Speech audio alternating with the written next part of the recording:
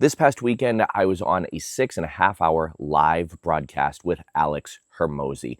If you don't know who Alex Hormozi is, he is the creator of the Gym Launch Formula, the author of $100 Million Leads, and he is one of the top marketing gurus, I would say, of this time. And he broke a world record, a Guinness World Record, and sold over 2.5 million of his books while on this 6 hour live broadcast, or 6.5 hour live broadcast. And it was amazing to see. And in this video, I'm going to break down the psychology of some of the reactions of other coaches and entrepreneurs that I've seen, because some of it was interesting and some of it was just despicable.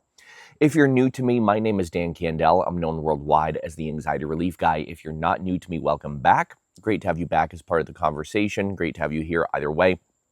Alex Hormozi, if you don't know who he is and you own a business or you run a business or you're an entrepreneur or even an author or coach, you need to know who this guy is, because he gives so much free advice and wisdom about how to run your business, about how to scale. And he is just a wealth of information. He was first introduced to me by my best friend, Amanda, and her husband, Matt. They first introduced him to me. And I didn't even realize he was the author of $100 Million Leads, because I had already read that book. And I'm like, oh, that's who that guy is.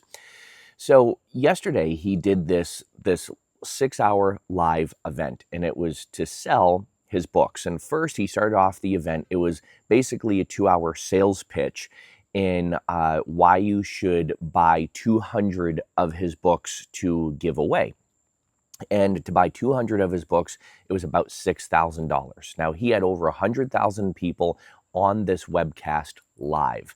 And they had like a ticker of how many books he sold. And by the end of the 6.5 hours, he sold over 2.5 million of his books. And he actually got a Guinness World Record for breaking that record of selling the most books in the shortest amount of time. And then I started scrolling through social media, and yes, I was on live for the entire 6.5 hours. And the reason why is because he framed it that you had to be on live in order to get the things that you had signed up for. And so all these people were on live, and they were only expecting to be on for 2 hours, because it was supposed to be from 12 p.m. to 2 p.m. Eastern time. And he ended up going until I think it was like 6:30, and that was the time I logged off. I actually went on a hike, and I was listening to this while I was on my hike, and I was listening to it here on my back deck. And after this live stream, I started scrolling through social media, and what I saw was a cluster of people where their insecurities, their projections came out about how successful Alex was in that live broadcast and how successful he is. And I had people that claimed to be very successful. I was watching people that were claiming to be very, very successful, and you literally just saw them crumble. And they start accusing Alex of lying. They start accusing him of manipulating.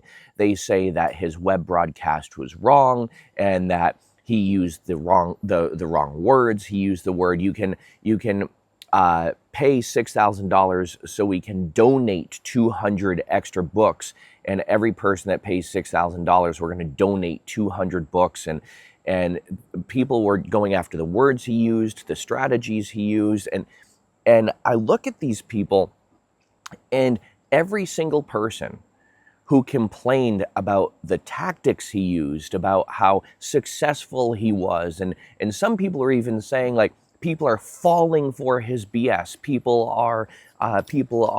are being manipulated by him. And no, they're not. The people who were saying that, those were people who were projecting their own insecurities onto him. And they were criticizing him. And my comment back is, okay, but are you that successful? Then who are you to criticize him for doing what he's doing? And he did it in a way that took so much work, so much time, so much effort. And the people who are criticizing him, many of those people are people who are afraid to put in that much time, that much effort, because they can fail. A lot of the other people who were criticizing him, you could see their insecurities. They were leaving on their sleeve. They were wearing on their sleeve. They were saying things like, oh, he doesn't deserve to be this successful. He doesn't. And I'm like, are you kidding me? You're sitting here criticizing people for running a business and for being successful. And I myself have gotten this a lot as well. The more we put ourselves out there, sometimes the more criticism or the more feedback we get. And to the people out there who are shaming him, the people out there who are saying what he did was an embarrassment, honestly, rent a clue. Because when you do the same thing and you're more successful, okay, then you can come back and then you can criticize that and then you can give your 2 cents on that. But it's like the people who are criticizing him, they were just projecting their own insecurities. You know, it's really interesting because many of us were taught not to be too successful. We were told things like it's lonely at the top. We were taught through our experiences and through other people's projections that you don't want to be too successful because then people are going to criticize you, people are going to steal from you. And, you know, the people who were there on live, most of them were very, very supportive. And people were congratulating him and people were like into it. And I think he really did run an amazing event. And the reason why he went so long is because if you know anything about persuasion, the longer you can get someone to spend with you, the more time you can get someone to spend with you, the more they're going to buy from you, usually. And that's why you see a lot of content creators, even myself, we create different videos and different content so that way you're engaging with it, you're spending time with it. So you say, hey, if we click and connect with this person online and we enjoy their videos, then we're going to feel more comfortable with them. And then, yes, if they can solve a problem, they're going to be the ones that we go to help us solve our problem. He also got people to do a lot of little micro commitments. And I'm watching this, and as a subconscious expert, I'm watching how he really spoke to the subconscious mind. And it was a beautiful illustration of persuasion and also of persuasion. And if you haven't, read the books Persuasion and Persuasion by Robert Cialdini. And that will show you how getting people to make little micro commitments lead to bigger commitments. When people spend smaller amounts of time with you, they're going to be, and then they spend more amounts of time with you, they're going to most generally feel better about investing more into your cause. And even the way he structured the event, he did it the opposite of how most people structure. Most people will do a webinar and pack content up front, and then they'll do the sale at the end. What Alex did was the complete opposite. He sold up front, and then he had the content at the end, and then he extended it to sell again. And he was really selling throughout the entire event. He also did this thing called the offer stack, where he talked about all the bonuses and the worth and how much it's worth. And as a result, he sold 250 million books. And you have people out there saying, oh, that counter, it was fake. The amount of money he made was fake. All the people on were fake. And I see these people in message boards and on social media, because this is like the talk of the town now, where people are, you see their projections and their insecurities coming out. And it's like, who the hell, be happy for the guy. Be happy for the guy. He put tons of effort in. His team put tons of effort in. Be proud of the guy. And this is coming from someone who has been criticized, who has been ridiculed, who has been shamed, who has been put down for doing my very best to solve people's problems. And so just be happy. Be happy for the guy. And if there are also sorry, I know I'm kind of all over the place here, but there's a lot I really wanted to say about this.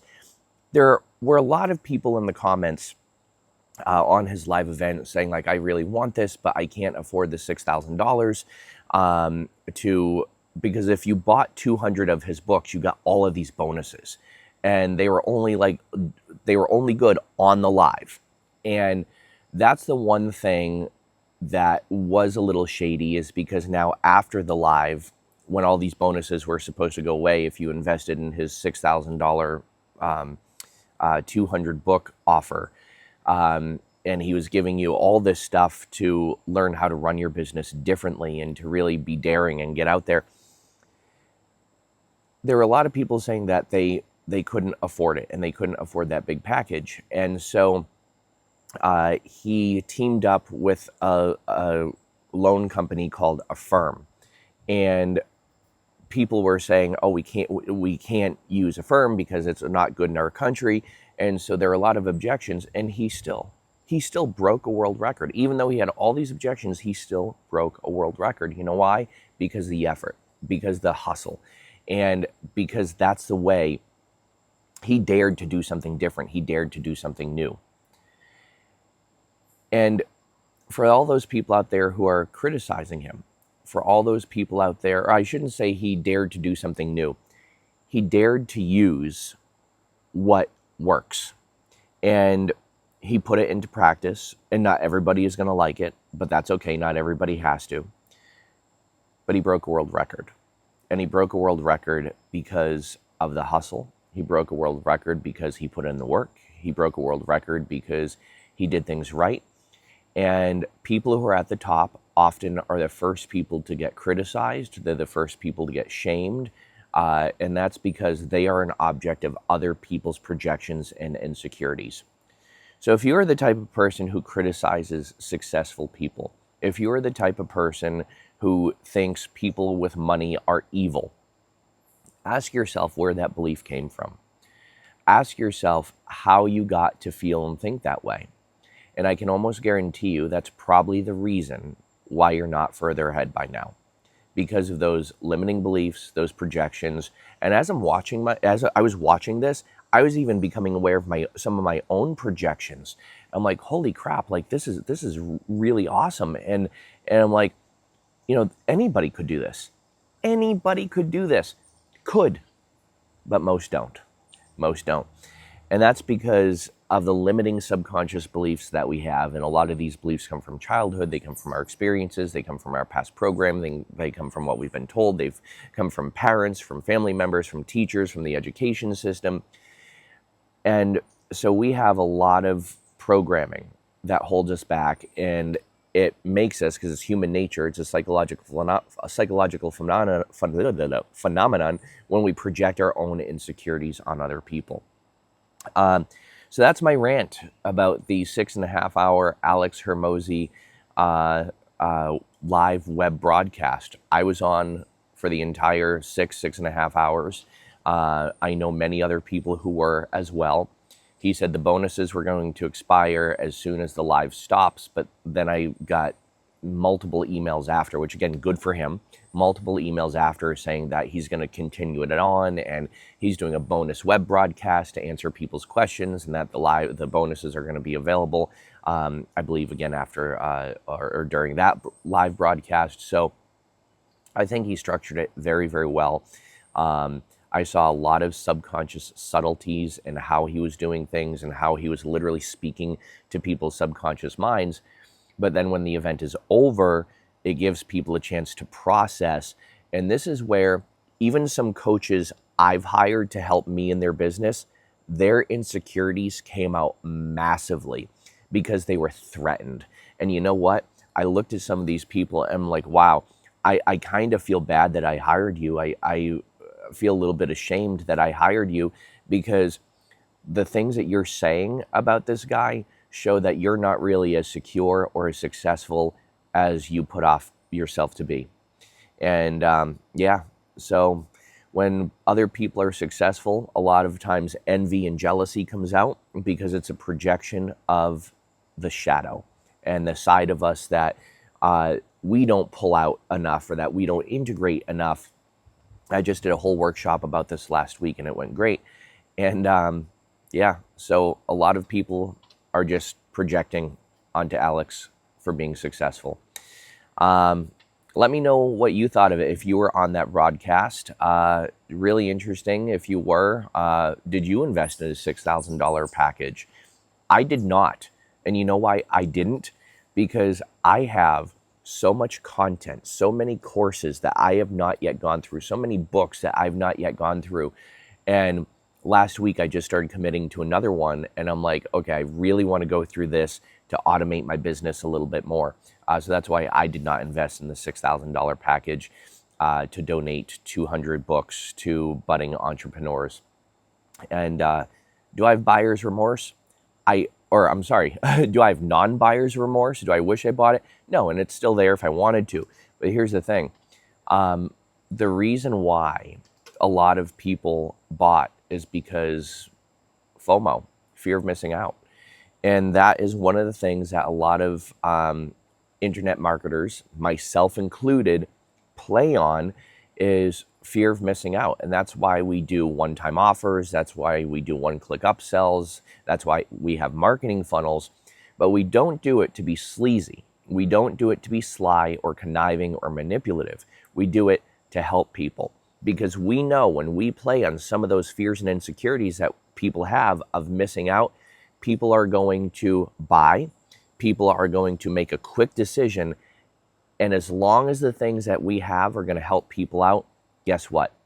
That quick decision and that little insecurity that we play upon, it's going to help people so much more. And that's why I do a lot of marketing funnels. That's why I do upsells, because I have so many courses, so many products, so many programs that can help people. It's just kind of chain linking them together to make sure I'm offering the right ones to the right people at the right time, and ones that go together flow together. So I do marketing funnels because it works, and because I can get more of my helpful programs in more people's hands that need them. And if people sat there and thought too much about it, they wouldn't get the help that they need. So a quick decision can actually help people. And that's sometimes why, as marketers, we play on the insecurities that people have of fear of missing out. I hope this gave you some insight. I know this is a little bit of a different topic. Make sure you rate, subscribe, follow my page for more. If you have some of those subconscious blocks that limit you, that sabotage you, that hold you back, and they cause you unnecessary stress and anxiety, reach out to me. Let me know. We can work through that in my collective, or I might have another program for you. As always, be well, do good, be true to who you are, and happy healing.